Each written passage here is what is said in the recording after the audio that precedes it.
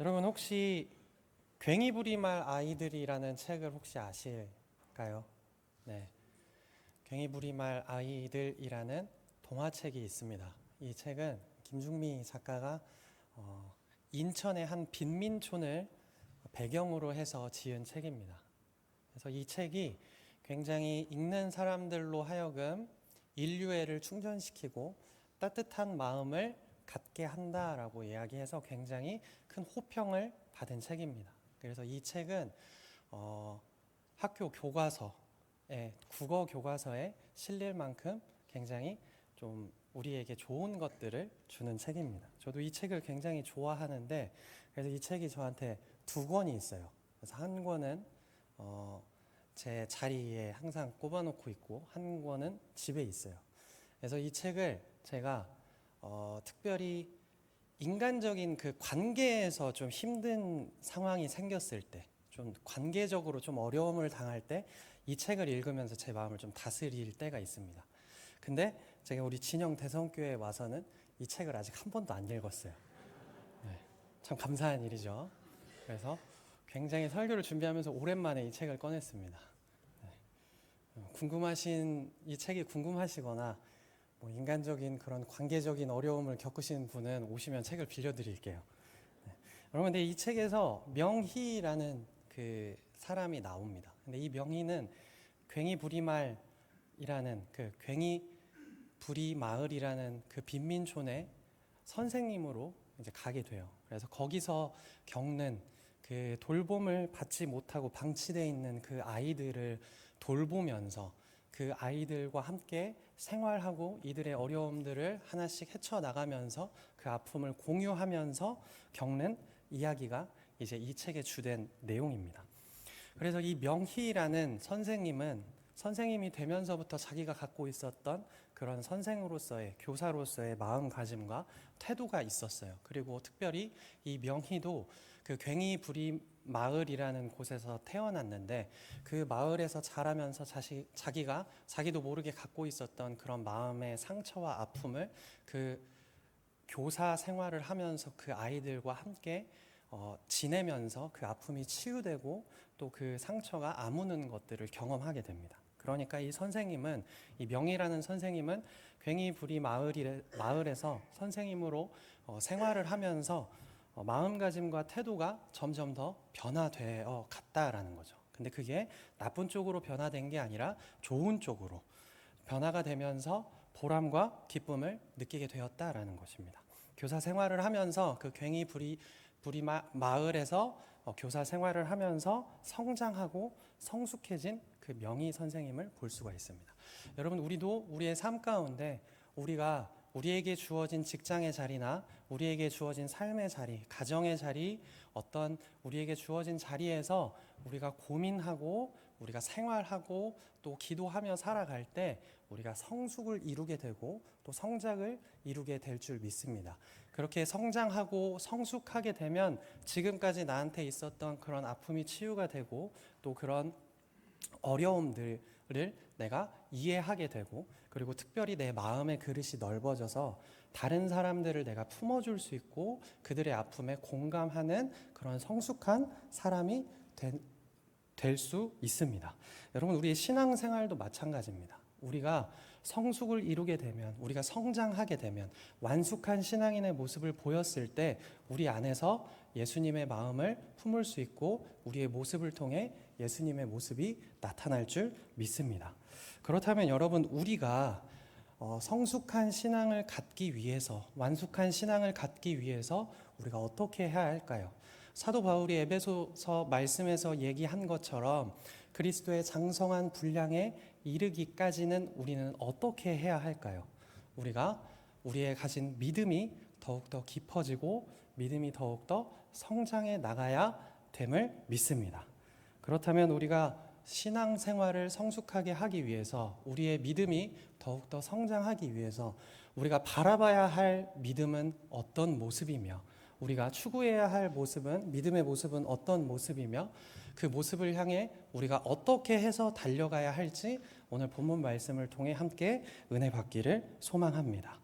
여러분, 오늘 본문 말씀을 보시면 예수님께서 예루살렘으로 가실 때 사마리아와 갈릴리 지역으로 지나가십니다. 예수님께서는 이 지역으로 가실 필요도 없고, 사실 이 지역은 유대 사람들이 굉장히 꺼려하는, 가지 않으려고 하는 곳이었습니다. 근데 예수님께서 이 길을 지나가셨습니다. 근데 이 길을 지나가시면서 나병 환자 10명이 예수님께 나아온 거예요. 나병은 우리가 너무나 잘 알다시피 지금 한센병이라고 불리는 병입니다. 이 나병에 걸린 10명의 환자들이 와서 예수님께 이 병을 고쳐주세요 라고 이야기를 합니다. 소리를 질러서 이야기를 하죠. 그래서 예수님께서는 이 나병 걸린 환자들에게 뭐라고 이야기를 하죠? 제사장에게 가서 너희 몸을 보여라 라고 이야기를 합니다. 그래서 이 10명은 예수님의 말씀을 듣고 제사장에게 자신들의 몸을 보여주기 위해서 움직입니다. 근데 이동하는 과정에서 가다가 깨끗함을 받았어요. 그래서 이들은 굉장히 기쁘고 굉장히 즐거워서 다 각기 자기 자리로 갔습니다. 그런데 오직 한 사람만 거기서 자기가 나은 것을 보고 하나님께 영광을 돌리며 다시 예수님께로 돌아왔습니다. 예수님 발 아래 엎드려서 감사하고 예수님께 감사한 마음으로 하나님께 영광을 돌렸죠. 그래서 예수님은 이 한 사람을 보시면서 뭐라고 얘기를 하십니까? 나음을 받은 사람이 10사람인데 나머지 9은 어디 있느냐라고 이야기를 하죠. 그리고 이 사람에게 일어나 가라, 내 믿음이 너를 구원하였느니라 라고 이야기를 합니다. 여러분, 이것을 통해서 우리가 무엇을 알 수가 있을까요? 우리가 특별히 제가 말씀드린 것처럼 우리가 성숙한 신앙인이 되기 위해서 우리가 깊은 신앙, 깊은 믿음을 갖기 위해서 어떻게 해야 할까요? 그리고 우리가 추구해야 할 믿음의 모습은 어떤 모습일까요? 첫 번째는 우리가 가져야 할 믿음의 모습 중에 우리가 기도로 하나님께 나아가는 모습이 믿음이 있어야 한다라는 것입니다. 문제와 필요를 하나님께 드리며 나아가는 기도의 모습이 있어야 한다라는 것입니다. 여러분, 우리가 여기 이 본문 말씀을 봤을 때 마을로 지나갔다라고 이야기를 해요. 근데 지금도 그렇지만 이때 나병 환자들은 그 도시에서 추방이 됩니다. 추방이 돼서 나병 걸린 사람들만 함께 살 수가 있어요. 근데 이 마을을 지나갔다라고 이야기하면 이 마을의 모든 사람들은 다 나병에 걸린 사람들이었을 거예요. 근데 이 중에서 10명의 사람만 예수님께 나아왔습니다. 그리고 이 10명의 사람만 예수님께 우리를 불쌍히 여기소서라고 이야기를 하고 있습니다. 여러분, 여기서 우리가 볼 수 있는 것은 무엇이냐면 우리에게 문제가 생기고 우리에게 필요가 생겼을 때 우리가 어떻게 대처하느냐를 우리가 볼 수 있다라는 것이죠. 우리의 믿음이 어디에 있는지를 볼 수 있다라는 것이죠.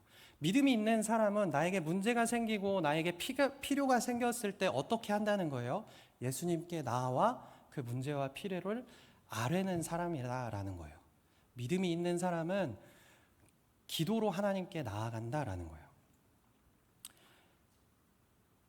여러분, 우리에게 문제가 생기고 우리의 삶 가운데 장애물이 생기고 우리 가운데 기도 제목이 생겼을 때 그것을 어떻게 대처하느냐에 따라서 우리의 모습을 판단할 수 있습니다. 어떤 사람은 그런 문제와 그런 기도 제목과 그런 필요를 자기 스스로 해결하려는 사람이 있어요.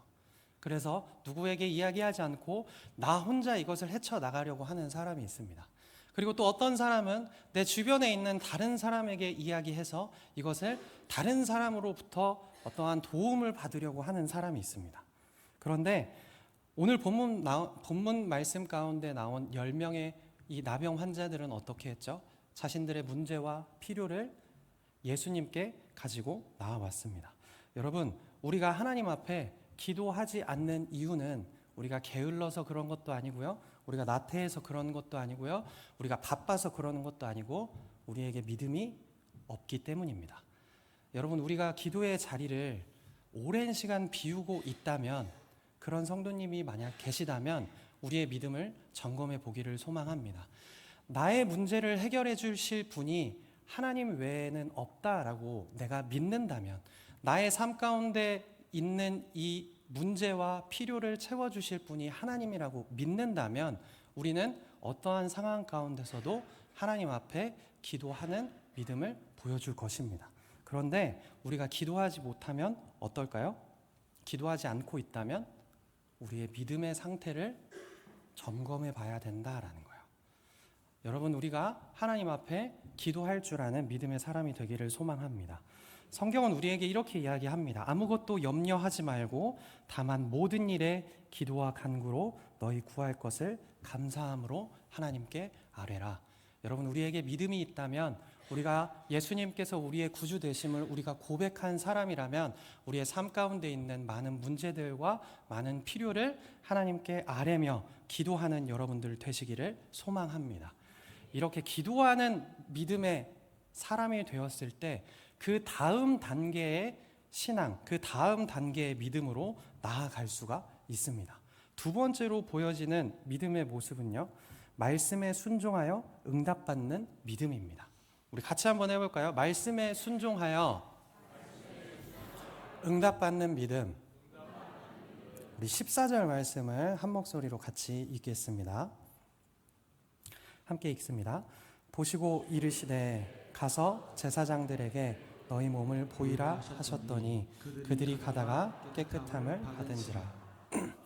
여러분, 10명의 나병 환자가 믿음으로 나아왔습니다. 그래서 예수님께서 이렇게 이야기하십니다. 너희들의 몸을 제사장에게 가서 보여줘라 라고 이야기를 했습니다. 여러분, 그때 당시에 이 나병이라는 병은 굉장히 저주받은 병이었어요. 그래서 이 병이 다 나았다는 확인을 받기 위해서는, 나았다고 증명이 되기 위해서는 제사장의 확인이 있어야 돼요. 그래서 제사장이 이것을 검증해주고 제사장이 다 나았습니다라고 선언을 해야 이 나병에 걸린 사람이 완치가 되어서 다시 자신의 삶으로 복귀할 수가 있었습니다. 그래서 예수님께서는 제사장에게 자기의 몸을 보여줘라라고 이 10명에게 명령하시고 이 10명은 그 말씀에 순종했습니다. 여러분, 근데 여기서 문제가 하나 발생을 하는데, 예수님께서 이 사람들에게 10명의 나병 환자에게 말씀을 하시는 그 시점이, 그 말씀을 하실 때 나병이 고쳐진 게 아니라는 거예요. 그러면 여기서 14절에서 뭐라고 이야기해요? 그들이 가다가 깨끗함을 입었다라고 이야기를 하고 있습니다. 여러분, 여기서 이야기하는 것은 뭐냐면, 이 10명의 나병 환자가 내가 예수님께서 제사장에게 가서 몸을 보여라고 이야기를 하고 나서부터 내 몸이 뭔가 나아지는 것 같아서 간 게 아니라는 거예요. 뭔가 나을 것 같은 그런 호전의 증세가 보였기 때문에 간 게 아니라는 거예요. 그럼 뭐예요? 그냥 예수님께서 말씀하셔서 그냥 그 말씀에 순종하고 행동했다라는 겁니다. 여러분, 우리에게 있어야 할 믿음의 모습이 하나님께서 우리에게 말씀하실 때 그 말씀에 순종해서 행동하는 우리의 믿음이 되기를 소망합니다. 여러분, 우리가 증거가 있을 때 행동하는 것은, 이것은 확인에 불과해요. 우리에게 증거가 있고 할 만한 것에 우리가 할 만하기 때문에 가는 것은 그냥 확인하는 거에 불과하다라는 거예요. 근데 말씀에 순종하여 행동하는 것, 이것은 믿음의 행동입니다. 우리가 보이지 않고 들리지 않고 되어지는 상황이 보이지 않지만 가라라고 하나님께서, 예수님께서 말씀하실 때 그 말씀에 순종하여 우리가 발걸음을 옮기는 것이 믿음이다라는 거예요. 여러분, 우리가 예수님을 믿는 믿음이 있는 줄 믿습니다. 그렇다면 하나님께서 여러분들에게 가라라고 이야기하실 때 그 말씀에 순종하여 행동하는 여러분들 되시기를 소망합니다. 그래서 여러분들이 그렇게 움직일 때 하나님께서 그 믿음을 보시고 그 기도에 응답하시는 축복을 받기를 소망합니다. 말씀이 되게 짧죠? 네. 거의 다 끝났습니다. 네. 거의 다 끝났습니다. 여러분, 우리가 기도로 우리의 문제를 하나님께 아뢰일 때, 그리고 말씀에 순종하여 행동할 때 우리에게 응답의 역사가 일어납니다. 우리가 보여야 할 믿음의 모습은 우리의 문제와 필요를 하나님께 기도하며 나아가는 믿음이 필요하고, 그리고 하나님께서 말씀하실 때 순종하여 행하는 믿음이 필요합니다. 이 두 가지가 우리에게 있기를 소망합니다. 마지막 세 번째로 우리가 보여야 할 믿음의 궁극적인 모습은 감사함으로 하나님께 영광 돌리는 믿음입니다. 우리 옆에 계신 분과 한번 이렇게 이야기해 볼까요? 감사함으로 하나님께 영광을 돌립시다. 우리 15절, 16절 말씀을 함께 읽겠습니다. 15절과 16절 말씀입니다. 시작. 예수께서 떠난 것을 보고 큰 소리로 하나님께 영광을 돌리며 돌아와 예수의 발 아래 엎드려 감사하니 그는 사마리아 사람이라. 네. 15절, 16절 말씀에 이 10명 중에 한 사람이 돌아와서 하나님께 영광을 돌리며 감사했다라고 이야기를 합니다. 여러분, 이 10명 중에 한 사람이 하나님께 감사하는 그런 모습을 보였습니다. 하나님께 영광을 돌리는 모습을 보였습니다. 근데 이 모습을 보면서 예수님께서 뭐라고 이야기를 하시느냐? 18절 말씀을 보시면 이 이방인 외에는 하나님께 영광을 돌리러 온 자가 없느냐 하시고 라고 이야기를 하는 거예요. 여러분, 지금 이 사람이 병에 고침을 받아서 감사하는 그런 모습을 보였습니다. 근데 예수님께서는 이 사람을 보고 뭐라고 이야기를 하느냐? 하나님께 영광을 돌리러 온 사람이 없느냐라고 이야기를 하는 거예요. 여러분, 그러니까 감사는 뭐예요? 하나님께 영광을 돌리는 것이에요. 여러분, 감사는 하나님께 영광을 돌리는 것입니다. 감사하는 믿음이라고 이야기를 하면 뭐예요? 하나님께 영광을 돌리는 믿음이다라는 거예요. 제가 이야기를 잘못했나요? 감사하는 믿음 중에 감사가 하나님께 영광을 돌리는 것이라고 하면 감사하는 믿음은 바꿔 얘기하면 뭐예요? 하나님께 영광을 돌리는 믿음이다라는 거예요. 여러분, 우리가 보여야 할 믿음이 하나님께 영광을 돌리는 믿음이 되어야 할 줄 믿습니다. 나의 기도 제목이 이루어졌을 때, 나의 문제가 해결되었을 때, 나의 필요가 채워졌을 때 하나님께 영광을 돌리는 우리 여러분들 되시기를 소망합니다. 하나님께 감사하는 마음으로 하나님께 나아가는 여러분들 되시기를 소망합니다. 여러분, 근데 여기서 우리가 한 가지 이상한 점이 있는데 10명 중에 한 명만 예수님께 나아왔어요. 그렇죠? 9명은 다 어디로 갔을까요? 9명은 다 어디로 갔을까요? 성경에 나오지 않습니다. 그래서 어디로 갔는지를 몰라요. 집으로. 네, 집으로 갔겠죠. 물론 여기 성경에서는 이야기하지 않습니다. 근데 이 말씀을 보면 이 사람들이 그토록 바라던 자신들의 소망이 이루어졌을 때, 자기의 병이 고쳐짐을 받았을 때 이 사람들은 제사장을 보고 나서 그냥 돌아갔을 거예요. 어디로? 자기가 그토록 원하던 가족과 부모와 형제를 만나기 위해서 갔을 거다라는 거예요. 여러분, 근데 이들을 예수님께서 정죄하십니까? 정죄하지 않아요. 9은 어디 갔느냐라고 물어보시고 그냥 더 이상 얘기하지 않으셔요. 왜냐하면 지금까지 이 사람들이 보였던 모습이 믿지 않는 사람들의 모습이 아니었다라는 거예요. 많은 사람들 중에 10명이 그래도 예수님께 기도하기 위해 모였습니다. 예수님께 자신들의 그런 문제를 드리기 위해서 왔어요. 믿음의 발걸음으로 왔다는 거예요. 그리고 이 10명이 예수님께서 얘기하실 때 제사장에게 내 몸을 보여라 라고 이야기를 할 때 네 하고 갔어요. 잘못된 겁니까? 아니에요. 믿음의 행보를 보여준 사람들이에요. 근데 여기서 차이점이 등장을 하는데 한 명은 예수님께 돌아와 영광을 돌리고 감사하는 모습을 보였는데 나머지 9명은 그러지 못했다라는 거예요. 여러분, 우리가 신앙생활을 하면서 하나님께 많은 기도 응답을 받고 하나님께서 말씀하실 때 순종하는 믿음을 보여줄 수 있습니다. 그런데 우리가 가져야 할 진정한 믿음의 완성의 모습은 뭐냐면 하나님께 영광을 돌리며 감사하는 그런 믿음을 우리가 가져야 한다라는 거예요. 우리가 말씀에 순종하는 믿음 가질 수 있습니다. 우리가 기도하며 하나님께 나아가는 모습, 그런 믿음 가질 수 있어요. 근데 우리가 빠뜨리는 것이 무엇이냐? 우리의 기도에 응답이 되고 우리의 삶의 모든 문제가 해결됐을 때 하나님께 영광을 돌리는 감사의 믿음이 우리에게 없다라는 거예요. 여러분, 9명이 어디 갔냐라고 하나님께서 물으실 때 그 9명과 같이 집에 가서 그 가족들과 함께 있는 여러분들이 되시는 것이 아니라 예수님께 나와 감사함으로 하나님께 영광 돌리는 여러분들 되시기를 소망합니다. 그런데 무슨 차이가 있길래 한 명은 왔고 나머지는 그냥 그렇게 가버렸을까요? 다시 말해서 감사하는 믿음으로 우리가 우리의 수준을 끌어올리기 위해서는 우리가 어떻게 해야 할까요? 바로 그 차이는 우선순위에 있습니다. 내가 지금 하나님께서 우리에게 응답하셔서 기도 응답을 받았습니다. 나의 문제를 하나님께서 해결해 주셨어요. 그리고 나의 필요를 채워 주셨어요. 기쁨과 즐거움을 나눠야 하는 것도 맞습니다. 그런데 우선순위가 누구인지를 깨달아야 된다라는 거예요.